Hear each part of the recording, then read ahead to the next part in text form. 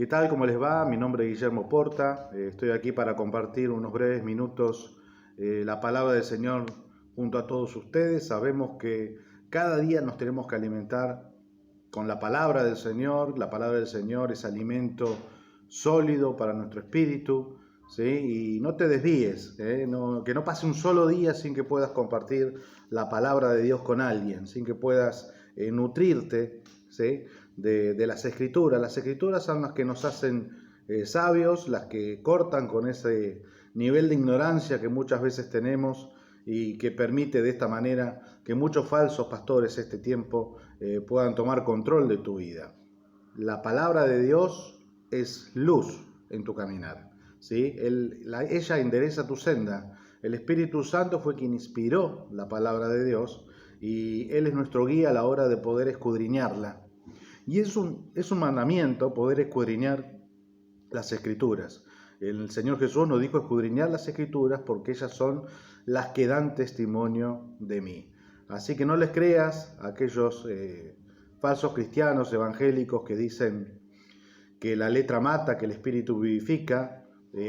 Toman este versículo mal interpretándolo. Ellos dicen que la letra es la palabra del Señor en la Biblia, pero en realidad la letra a lo que hace referencia es a la ley de Moisés, ¿sí?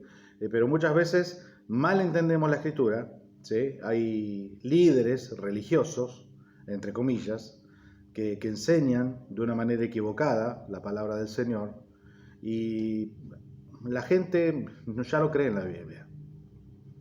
Pero la Biblia fue escrita durante muchísimos años por inspiración del Espíritu y se va cumpliendo en nuestra vida día a día. Hay muchas profecías que ya han sido cumplidas en el Señor Jesús, ¿sí? Y en la historia de la nación de Israel y también en la iglesia. Y muchas otras promesas dadas por Dios a la nación de Israel para que en el futuro hayan de ser cumplidas. Este ejemplo que estoy dando de profecías cumplidas a lo largo de toda la Biblia nos muestra realmente que este libro no es cualquier libro, sino que es inspiración divina y es la voluntad de Dios, ¿sí? Ya viniendo al día de hoy, el tema que quiero compartir con ustedes es la diferencia entre Israel y la iglesia, ¿sí? También estos falsos pastores muchas veces confunden a la nación de Israel con la iglesia.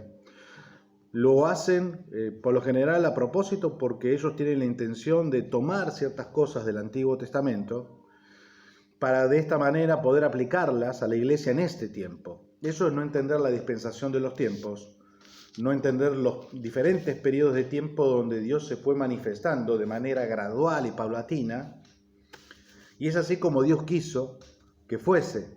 Y tenemos que entender que este tiempo es un tiempo de gracia, donde ya no estamos más bajo la ley de Moisés. Algunos cristianos también se equivocan al decir de que ellos tienen que cumplir la ley de Dios con el pago de diezmos, por ejemplo, ¿sí? Sin embargo, la Escritura, y ya lo vamos a ver, nos dice claramente que si queremos cumplir la ley, pero erramos tan solo en un solo punto, en esas 613 ordenanzas que forman parte de la ley de Moisés, además de Éxodo 20, los 10 mandamientos que Dios le entregó a Moisés en el monte para que en piedras, ¿sí? Escrito en piedras, si nosotros nos equivocamos en tan solo uno de ellos, nos volvemos transgresor de toda la ley, ¿sí? Y por tanto nos convertimos en malditos, ¿eh? Estamos dentro de una grave confusión que la religión ha sembrado en el pueblo de Dios, ¿sí? Esto se debe a que falsos ministros predican falsas doctrinas, pervirtiendo, truncando, torciendo las Escrituras, ¿sí? Cuando decimos que un cristiano el día de hoy pertenece al Israel espiritual, realmente es un error grave de interpretación bíblica. Y vamos rapidito a la palabra del Señor, vamos a diferentes versículos que nos van a aclarar este concepto. Si vamos a Romanos, en capítulo 3, versículo 21 al 26, dice, aquí en la Reina Valera de 1960 tengo el subtítulo La justicia es por medio de la fe. Y el versículo 21 dice, pero ahora, aparte de la ley, se ha manifestado la justicia de Dios, testificada por la ley y por los profetas. Note esto, el versículo 21 dice, aparte de la ley, se ha manifestado la justicia de Dios, testificada por la ley y por los profetas, la justicia de Dios por medio de la fe en Jesucristo, para todos los que creen en Él, porque no hay diferencia, por cuanto todos pecaron y están destituidos de la gloria de Dios, siendo justificados gratuitamente, ya no por obras, hermano, sino gratuitamente por su gracia, mediante la redención que es en Cristo Jesús.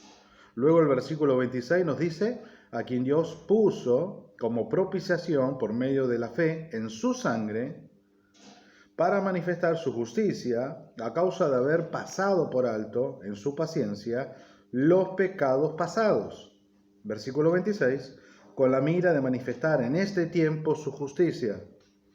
Está hablando de este tiempo, un tiempo de gracia, un tiempo donde somos justificados por la fe en nuestro Señor Jesús, ya no por obras, no bajo el yugo de la ley, ¿sí? A fin de que Él sea el justo y el que justifica al que es de la fe de Jesús. Nos justifica la fe que tenemos en el Señor Jesús. Cristo nos justifica por su sangre delante del Padre. Cristo redime nuestros pecados delante del Padre y nos hace aceptos delante del Padre. Esto lo tenemos que entender. Tenemos que entender la perfecta obra que nuestro Señor Jesús hizo hace 2000 años atrás y que está vigente al día de hoy porque Él es el Cordero inmolado, perfecto, santo. Ya no necesitamos sacrificar un animal para pasarle nuestros pecados a la manera de Israel y de esta manera expiar por nuestros pecados. Es Cristo mismo el que lo ha hecho por nosotros, se ha entregado a sí mismo como un Cordero perfecto y santo en beneficio de tu vida y de la mía. Ya no podemos decir que Dios no nos ama, como algunos en este tiempo así lo atestiguan, simplemente porque no conocen quién es Dios. Pero tenemos que entender estas cosas porque estas cosas son verdad, ¿sí? Y ha cambiado el destino de nuestra vida, de cada uno de nosotros, los que somos verdaderos cristianos, verdaderos creyentes, discípulos del Señor Jesús, porque le seguimos, le servimos, porque escudriñamos la palabra, ¿sí? Porque Él nos llamó a escudriñar la palabra y a alcanzar ese perfecto conocimiento. Y esa verdad es la que nos libra. Y conocerán la verdad y la verdad los hará libres. Existen otros versículos bíblicos. Vamos a Gálatas, en capítulo 3, del 10 al 14, que habla sobre esta diferencia entre la nación de Israel y la iglesia. No son lo mismo, son algo diferente. Así lo dice la palabra de Dios. En el capítulo 3, versículo 10 al 14, dice, porque todos los que dependen de las obras de la ley están bajo maldición.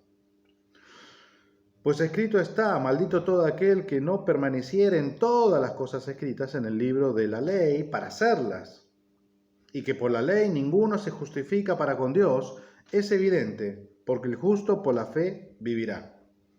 Y la ley no es de fe, sino que dice el que hiciere estas cosas, vivirá por ellas. Versículo hasta el 14 vamos a leer, Cristo nos redimió de la maldición de la ley, hecho por nosotros maldición, porque está escrito, maldito todo el que es colgado en un madero, para que en Cristo Jesús la bendición de Abraham alcanzase a los gentiles, a fin de que por la fe recibiésemos la promesa del Espíritu Santo. Qué hermosos pasajes. Cada versículo habría que profundizarlo de una manera tan especial.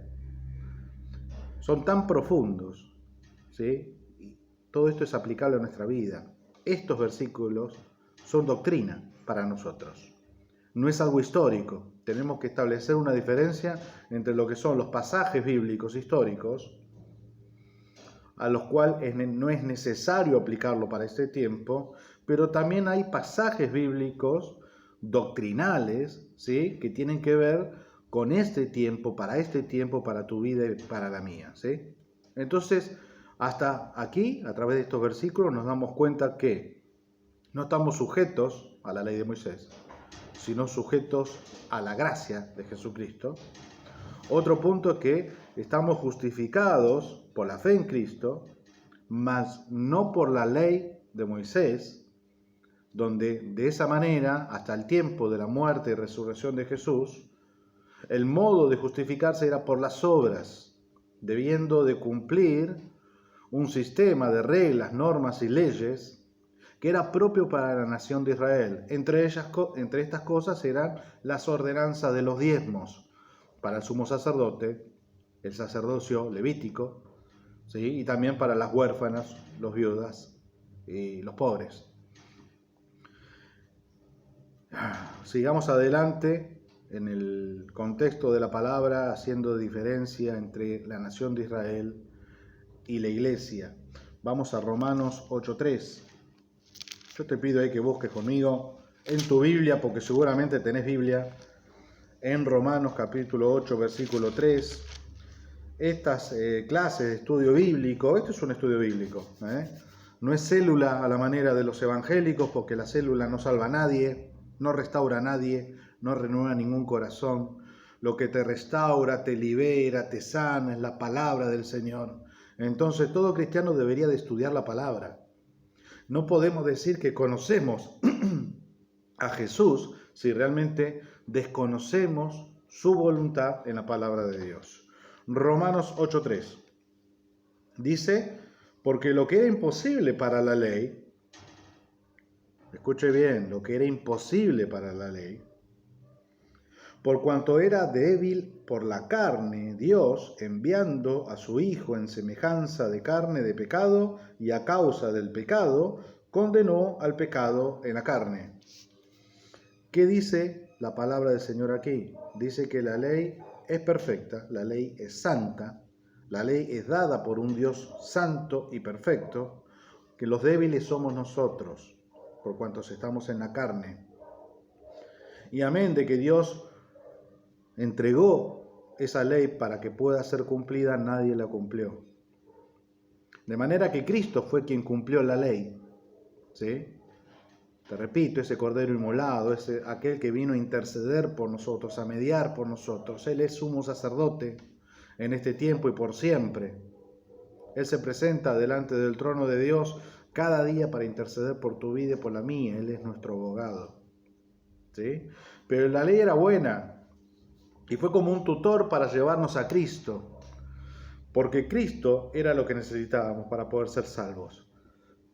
Cristo es el Señor de señores que vino a rescatarte de tu destino en el infierno.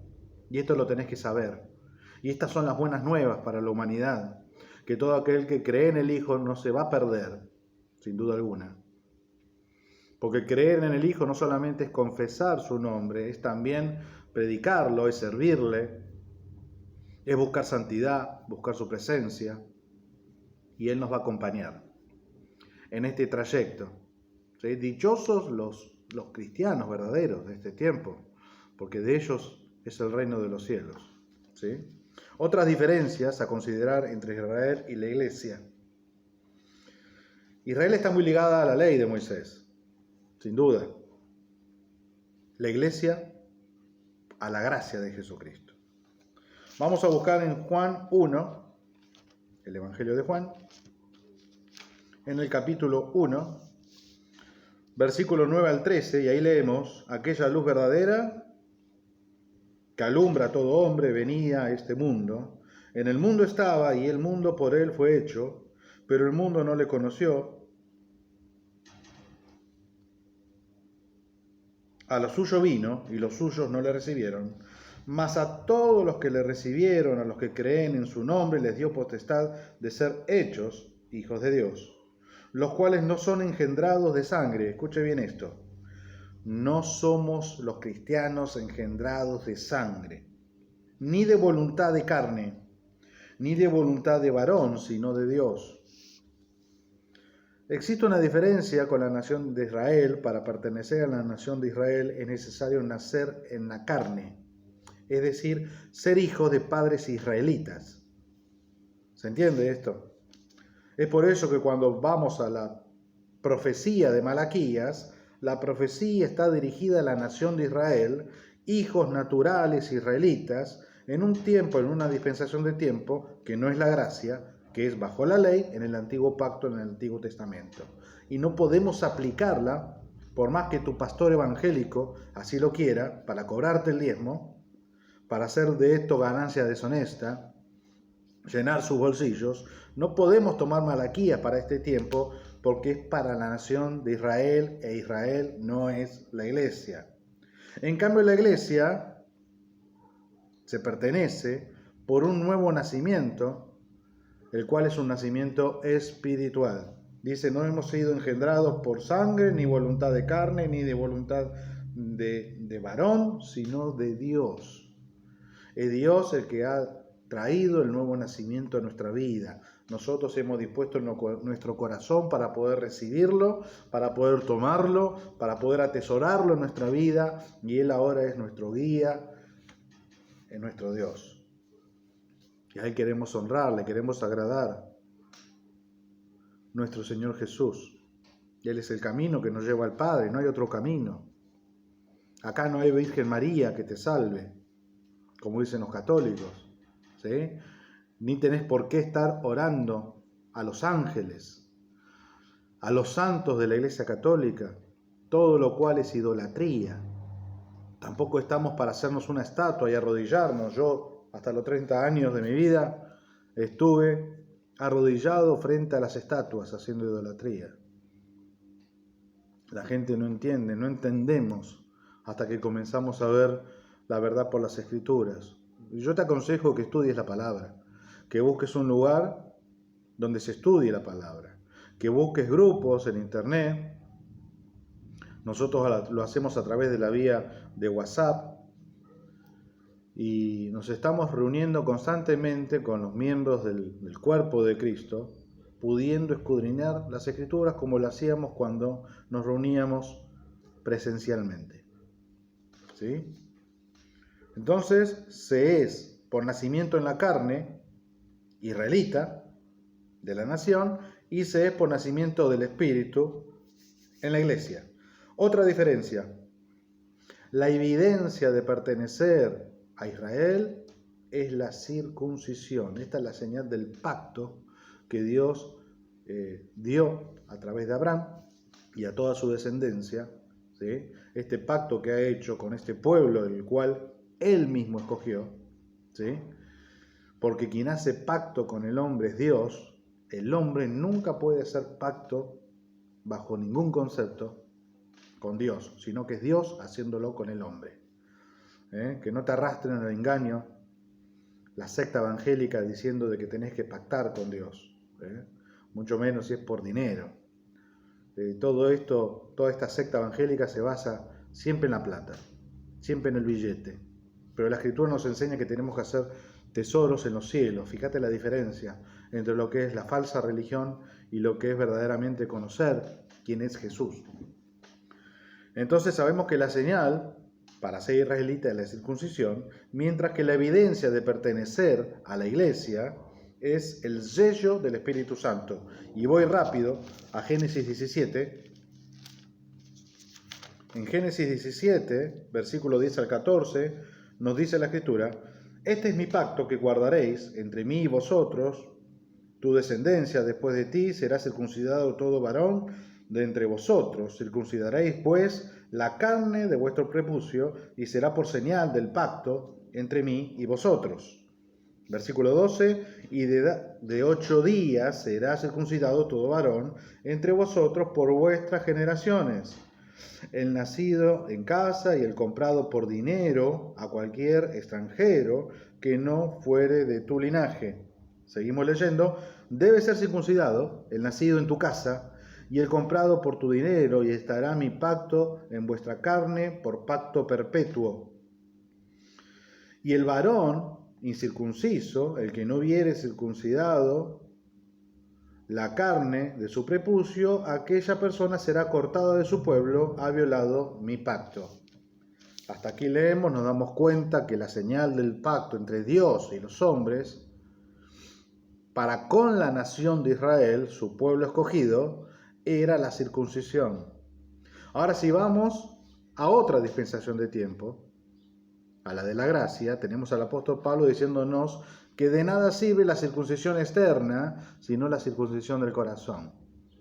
Note cómo estos versículos son históricos para nosotros, no son un dogma, una doctrina que tenemos que aplicar para ese tiempo. Ahora si los evangélicos, si los evangélicos se encargan de traer ordenanzas, como por ejemplo la del diezmo, que pertenece a la ley de Moisés, del antiguo pacto, ¿sí?, traída a este tiempo, ¿por qué no traen también la ordenanza de circuncidarse? A mí me gustaría que le preguntes a tu pastor si realmente él está circuncidado, si es que él dice que somos el Israel espiritual en la actualidad, ¿sí? Bueno, circuncidate, si sos israelita, circuncidate. Otra diferencia, vamos a confirmar en Efesios, capítulo 1, lo que corresponde a la iglesia ahora. A la nación de Israel le corresponde la circuncisión, mientras que a la iglesia, en el libro de Efesios, en capítulo 1, versículo 13-14, dice: en él también vosotros, habiendo oído la palabra de verdad del evangelio de vuestra salvación, y habiendo creído en él, fuisteis sellados con el Espíritu Santo de la promesa. Sellados con el Espíritu Santo, que es las arras de nuestra herencia hasta la redención de la posesión adquirida para alabanza de su gloria. Unos son circuncidados en la carne, otros tienen el sello del Espíritu Santo. Es el nuevo nacimiento del cual hablaba Jesús a Nicodemo. Recordemos esto, el Antiguo Testamento pertenecía a una relación específica que Dios tenía con la nación de Israel, ¿sí?